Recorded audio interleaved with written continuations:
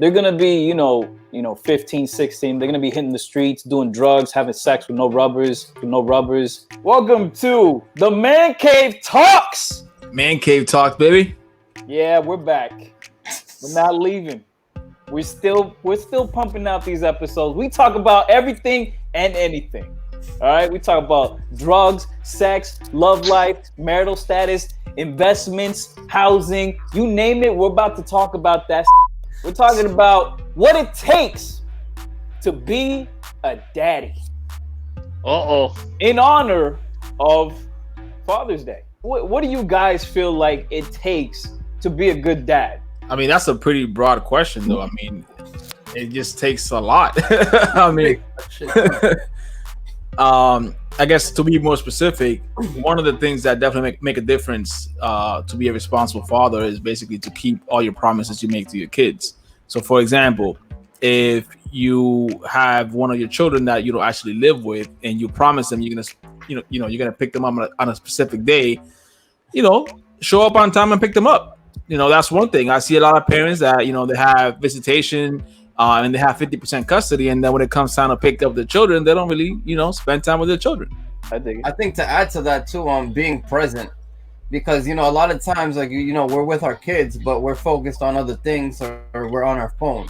So I think like actually being present and spending that quality time with your kids is important, because they see you on your phone distracted, and I see it's even happened to me a couple of times. I catch myself, shooting a couple emails, a couple text messages, and then my kids are like, "Hey, I'm cooking meth in the basement." So then I'm like, "Oh wow, like great idea, kiddo. That's why you're so popular at school. Let me put my phone away, and spend time with the kids." Right? Yeah, I have to be with them right now. Yeah, I think to be a great dad, you have to be there, and also you have to educate your kids the proper way. You want them to be a better you, because you have to remember, I have a 2-year-old, so I can't speak that much of it. But my 2-year-old is like a sponge. Trying to avoid saying cuss words in front of him. I try to schedule my days with him since, work 8 hours. After work, I have to do with my real estate stuff. So meanwhile, if we try to schedule playtime and try to, give time to him that we're not on our phones and avoiding that. Yeah, man, I agree. I mean, spending time with the kids is probably like the most important thing that you can do, because your kids are only going to be kids for like this very small amount of time. And then next thing you know, they're going to be, living their own life. They're going to be adults one day. And, you spend more time in adulthood, hopefully, than you do in childhood. Hopefully, right. Yeah, because, some people don't make it. But, so when you think about that you only have this small fraction of time where they're like, they need you. Like, this is the time where they need you the most. Because after this, they're on their own, they're flying solo, and they're barely gonna hit you up, depending on what kind of relationship you're in. My wife hits up her dad and her mom like literally every day. Yeah, I mean, I have 2 girls. One of them is 9. Another one is a newborn, already 5 months. But my 9-year-old, it's really important for me to be there for her now, especially her growing up, and having conversations with her is like having a conversation with a grown up already.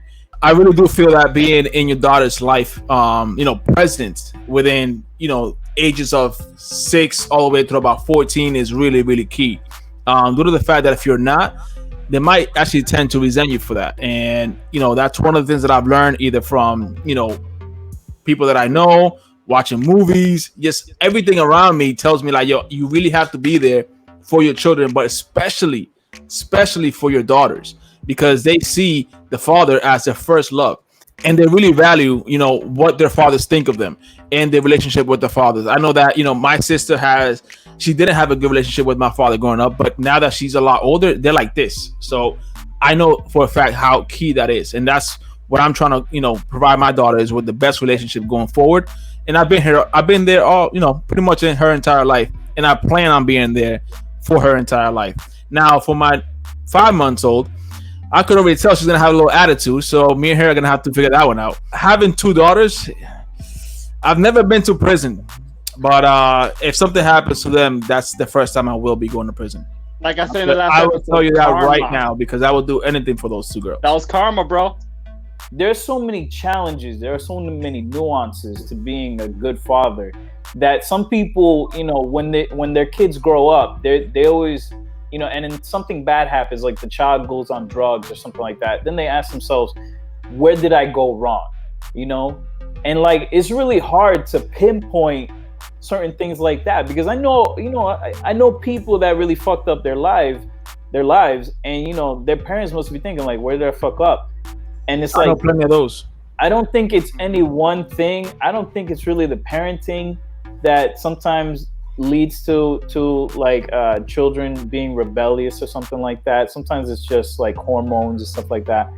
But like being a good parent, it comes with a lot of challenges, because like kids growing up with sexuality, kids dealing with drugs and gangs, and education, making sure your kid, like understanding how your kid develops. Not every child learns the same way, not every child learns as quickly as other kids. There's like this whole spectrum. So like it's really, I feel like it's kind of hard to be a good parent nowadays, because we understand so much more information than we did before, like Yeah. But you also have to know too. I mean, you could be a great parent, and at the end of the day, the product of the environment is part of the variable there. You could be an awesome parent, but the environment around that particular child is just not the best. In some cases, the child just doesn't pick it up, and actually, in many cases, the child just doesn't, know the difference between what's good and what's bad, and they end up going with whatever with. Yeah, think about it, man. These kids have the whole world in their pocket when they have that phone or tablet. Yeah, honestly, the hardest thing about that is keeping tabs on them. Like, what are they doing on that device that I can't see? So I guess in regards to like communication, I feel like communication is key to have with your kids. Especially if your kids feel like they can't trust you or go to you. One of the biggest things that I felt like I couldn't do with my parents was be like upfront and honest with them, because I felt like they would get mad, or I would get in trouble. So I just would keep a lot of things to myself. So I think having that open communication with your kid, and kind of holding back, even if you want to get mad, be a little bit more understanding to your kids, and see it in their perspective, because you don't know what they're going through. And by you just being mad or yelling or screaming and getting angry at your kids, they're just not going to talk to you at all. So when they do get older and they want to have these conversations about sexuality or other questions that they may have, even drugs and alcohol abuse, they're not going to feel comfortable speaking to you as an adult. And it's like there's a fine line between being a friend and being a parent.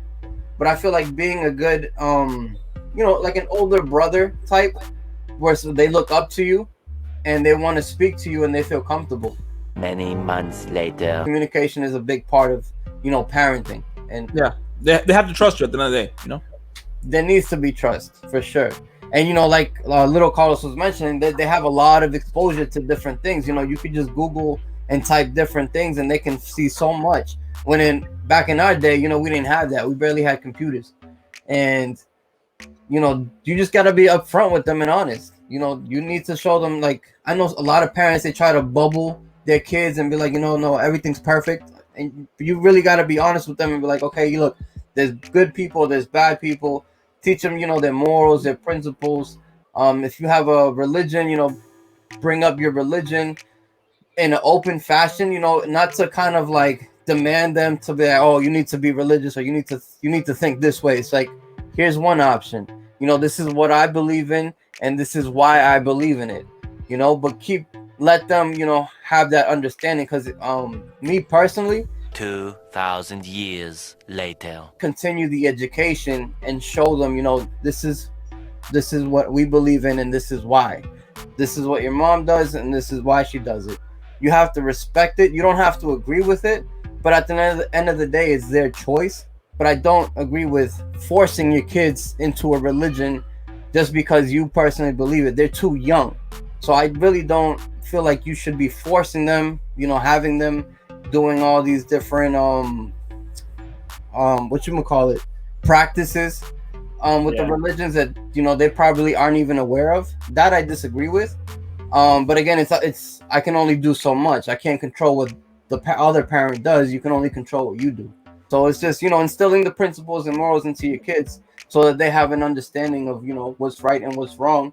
So much later that the old narrator got tired of waiting and they had to hire a new one. And of course, you know, they're going to meet people that probably teach them other things, but they have those morals and principles instilled in them in their back of their mind. Yo, right?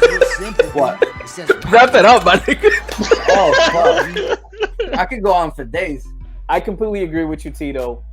As a parent, you know, because I'm agnostic atheist, I have to also understand that my kids are their own human beings. I can't indoctrinate my children and force them to believe in things that I want to believe. You know, they're even though they're half of me, half their DNA is me. I can't force them to make the same choices that I made.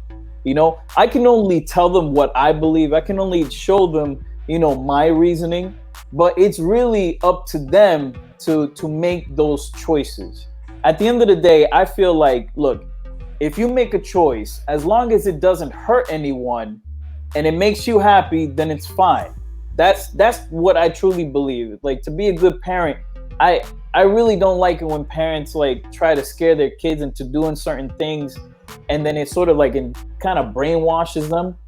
But you know, I understand why people do it. You know, it comes out of a good place, but not to deviate too much. Like, I completely agree. Like, you know, you have your ex-wife who believes in other things. You have your own belief system.